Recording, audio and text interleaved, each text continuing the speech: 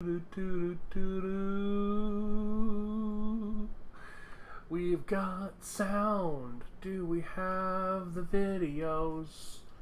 The videos. Is it going to the place where it's supposed to be going? Which is my YouTube channels. And it's not just a green screen.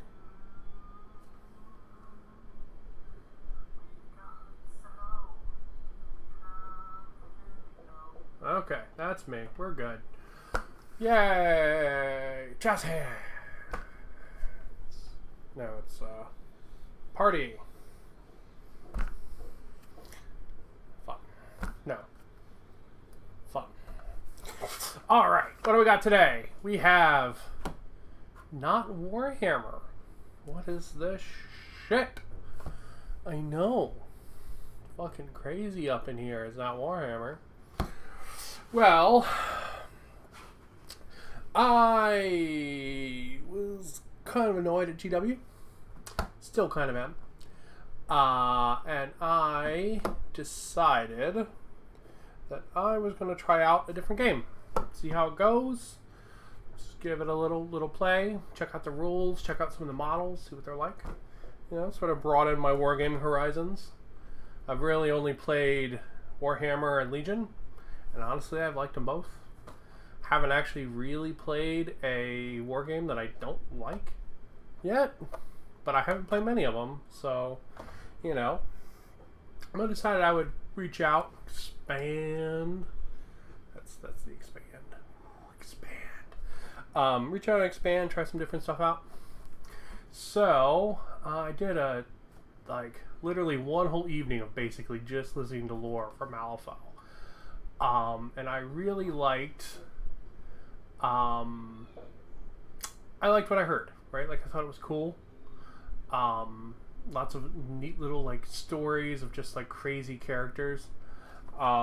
It's very much seems like much more of, like, a hero-based game, a la, like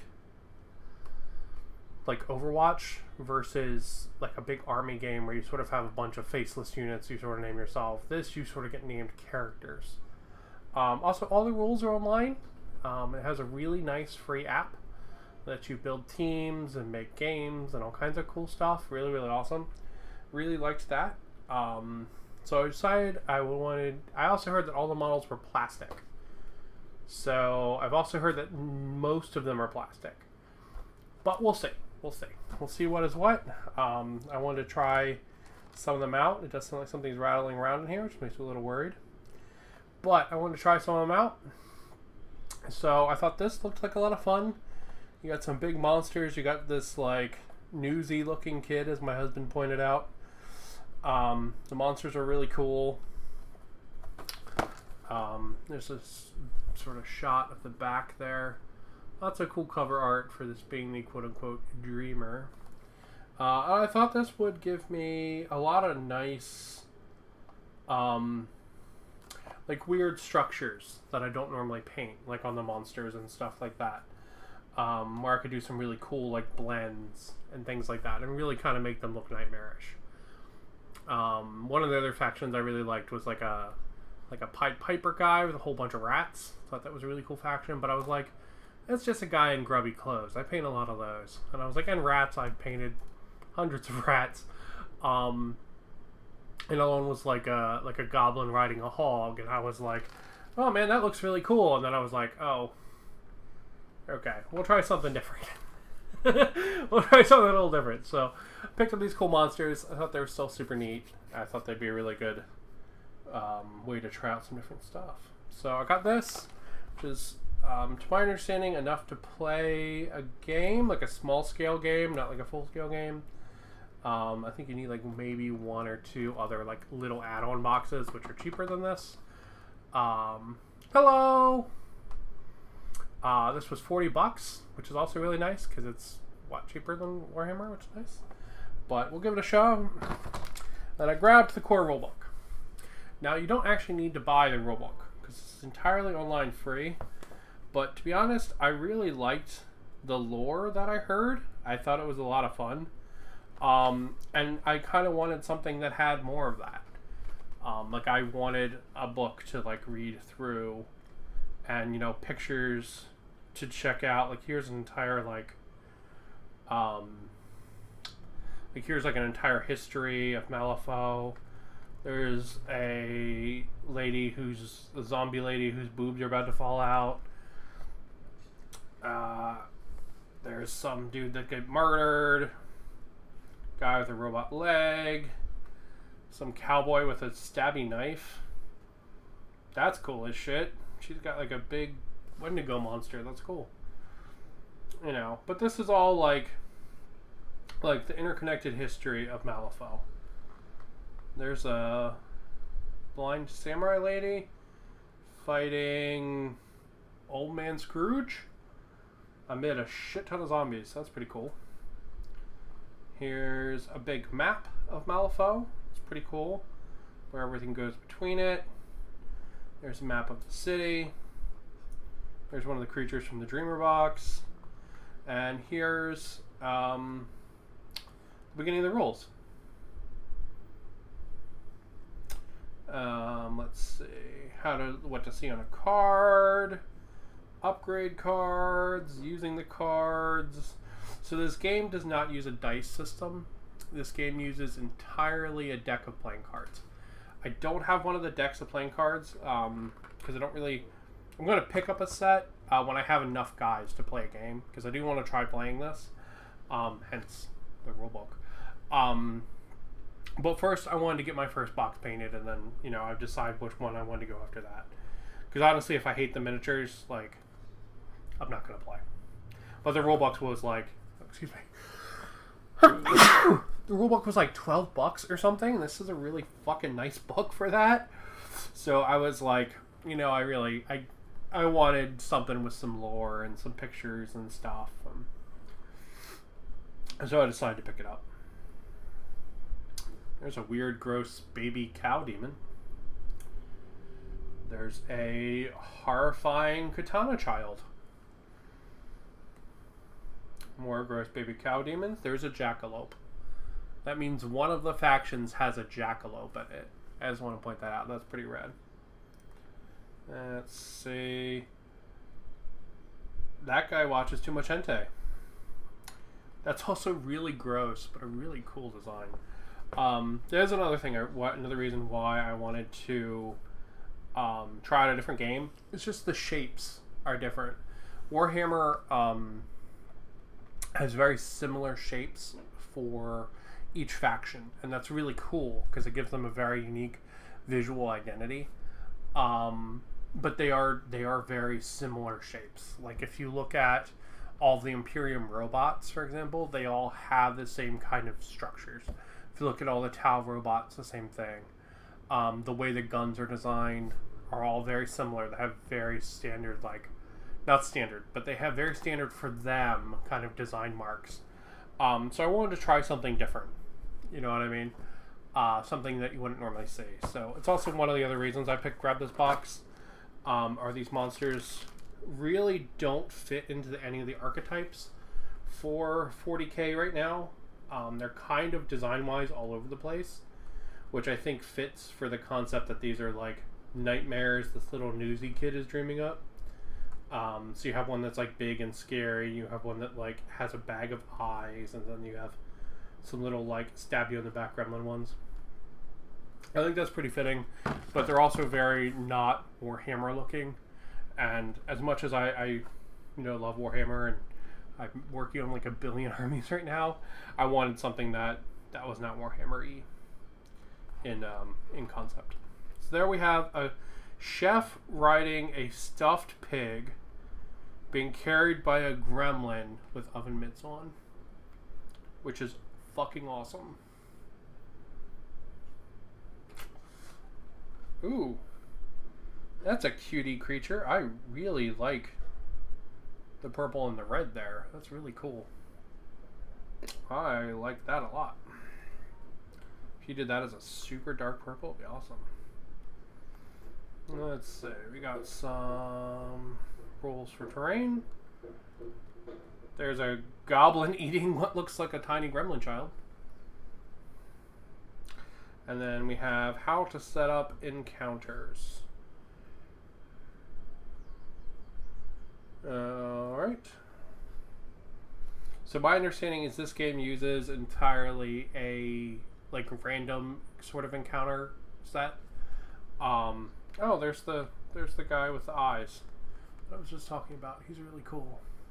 But yeah, my understanding is this game uses an entirely random set. Wow, that guy's belt doesn't look phallic at all. So like oh, he's got a cool pig mask. Jesus, that's really cool. I keep getting distracted by pictures of the dudes. And then here, apparently there's a D&D style game set in the same world, and then the other side is their big war game to go with this. But I like the idea of the hero game better. So yeah, pretty awesome. Got some cool art in there. It is interesting. There's no pictures in the models. It's all the character art. I think that's kind of neat. Definitely different than what you'd have in like Warhammer. All right, let's crack our other box open. Let's go to the super detail cam as we do that, and we can slice and dice. But yeah, the rules look pretty good. They look interesting. And we'll see how it actually plays once I get two teams built and put together. There are a lot of cool teams, a lot of different stuff I probably wouldn't normally paint for Warhammer, which I like. There's one that was, you know, like a, I don't know. There's a lot of them. I've liked a lot that I've seen. So, all right. So, how does this work? So you have a hero model in this game. This is your quote-unquote master. And you have a totem, which in this case is the giant monster for this kid. And then you have other like henchmen, essentially, that fill out your cadre of dickheads that are there trying to do bad shit or good shit, depending on what faction they are. Maybe they're just trying to get by. But in addition to that, you have sort of like other boxes that might be unaligned or aligned to certain factions. And you can, as far as I understand, you can pretty much take anything inside your grand faction. In this case, they're called the Neverborn. So pretty much you can take anything in that, but if they're outside your keywords, you're going to pay more points for them. That's my understanding. So this guy's keyword is Nightmare. So anything with the Nightmare keyword is going to be discounted to him. And the point there is it's really just, it's a balancing mechanic. So you can't take only the most powerful units, or in theory, you can't take just the most powerful units, regardless of who they're for. But I'll see how it works. Haven't tried it out yet, but we'll see. But I'm excited for it. Excited for something different, you know? Get to check it out. Alright, so let's get to the actual meat and potatoes. Ooh. They are plastic. Sight! Alright, let's see. There's something bouncing around in there that broke off. That looks like just a little bit of sprue. Maybe it's something. It looks like just gibberish to me. We'll see. Alright, that's what we got. Alright, got some bases. These, I believe, are different than Warhammer bases. Yeah. So they sort of have this big lip. Something I've seen people do for this game is actually put them on clear acrylic discs. And I liked that a lot. I thought that was really cool. I've seen people do that. I think there's a bunch of companies that will just print them for you on Etsy, or you can get them. You can print them yourself if you have clear plastic. But I'll probably just going to buy a set of clear discs instead of using these for the models, because I really like that. I think that's really cool for these guys, for this game. I would never want to do that for Warhammer, because I like the bases to reflect what area they're from. But these are more like, it's more like a character-driven game. So the characters are sort of like moving through the world and stuff. I don't know. Maybe I'll choose to do themed bases for them. But I do like the idea of maybe doing acrylic. Alright. Let's check out our cards. So these are our character cards. They are very nice and kind of plasticky. They will hold up extremely well. And they're pretty thick too. If you throw them in a protector, they do really well. I like how big they are. They're a little bit bigger than a regular playing card. They're like slightly big tarot card size. I think that's pretty cool. So we've got the Dreamer here.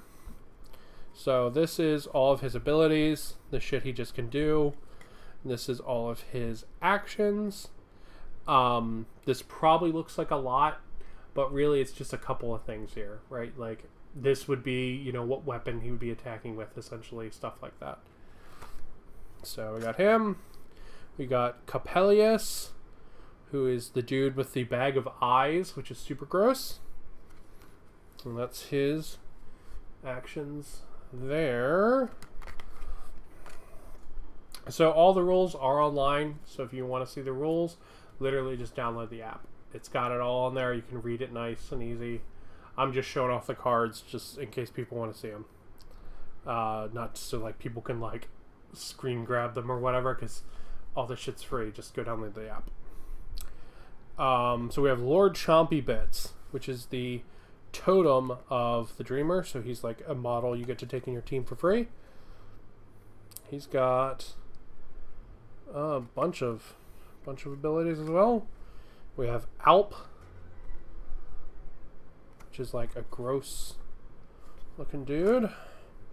We have another Alp. Are the Alps the same? They're different pictures, but they are the same. Okay.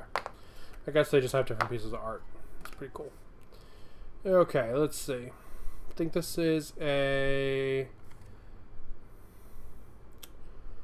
this is an upgrades. Okay, this is an upgrade card, so you can attach this to something. So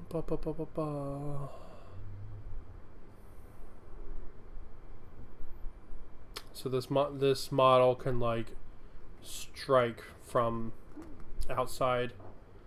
Let's see. Yep, so these are all the same card. Okay. Waking Dream. Your heart will explode. Alright, so you've got a Waking Dream card for each one of the monsters. In case you want to, I guess, want to pop them out of, like, Deep Strike, essentially. It's pretty cool. Your friends will abandon you.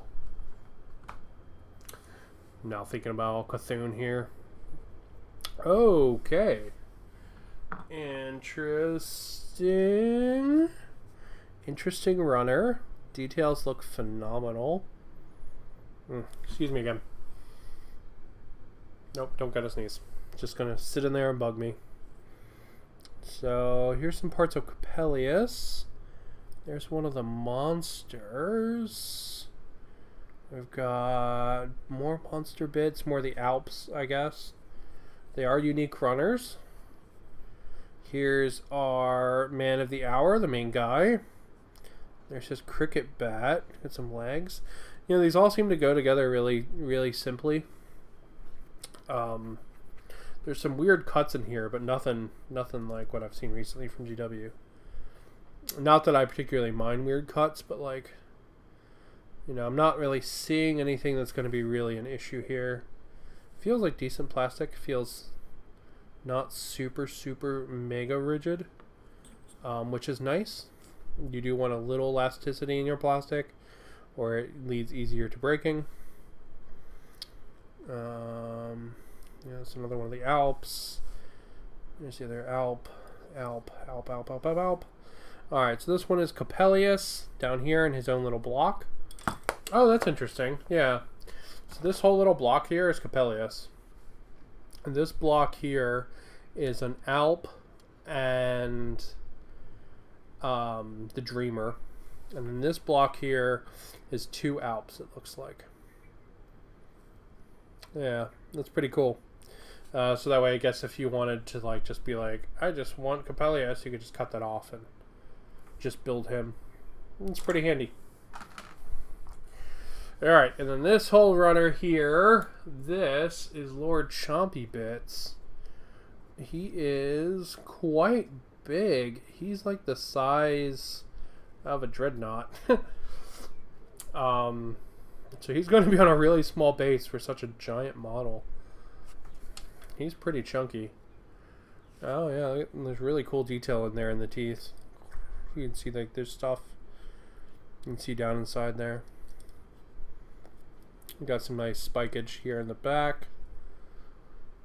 Not as pointy as like GW would do, for sure, but really, really nice detail like in that face. Yeah, that's really cool. That's really cool.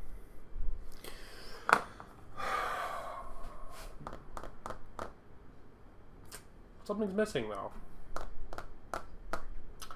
There are no instructions. I know they have instructions on their website. I've seen them on there when I was looking at the website. And now I know why. There are no instructions. Honestly, most of the stuff, I don't see anything weird about it. Like, maybe some of the Alps here will have a little bit of trouble going together because they're small parts.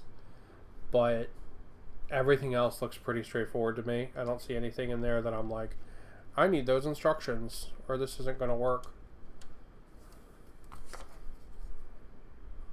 Yeah. So there appears to be a thing where like they can stand on top of each other or something. I don't know.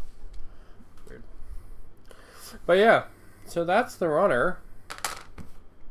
Oh, it's so it doesn't lay on the model. Okay, I see. So yeah, so that's the runners. You get 2 runners. They're totally unique. They look pretty straightforward. I might look up the instructions for the Alps. But this guy's pretty straightforward. He's really cool and very big. Which is really, really neat. He's got the 4 giant arms and that big mouth in the belly. Super cool. And then also in the box, we got our cards. We got our upgrade cards. And we got our character cards for the characters. Where's Lord Chompy Bits? There he is. Big ol' mouth. And we got our bases. That is going to be a hella small base for Lord Chompy Bits. And then, taking another quick look at the rulebook, just to flip through it real quick again, before we call it a night. We have a whole thing of lore in the beginning. And we've got a whole... Oh, I didn't see that piece of art earlier. She's like a bloody angel. That's pretty rad. We've got a whole history here of all the characters. We've got some more cool art. Got some cool ass maps. And then we start getting into the rules. So, if we grab that and we say the rules start on page 38, the rules go to... Alright, so just what you can do in the game. Detailed timing, summoning. Okay, so just what you can do in the game goes from 38 to 71.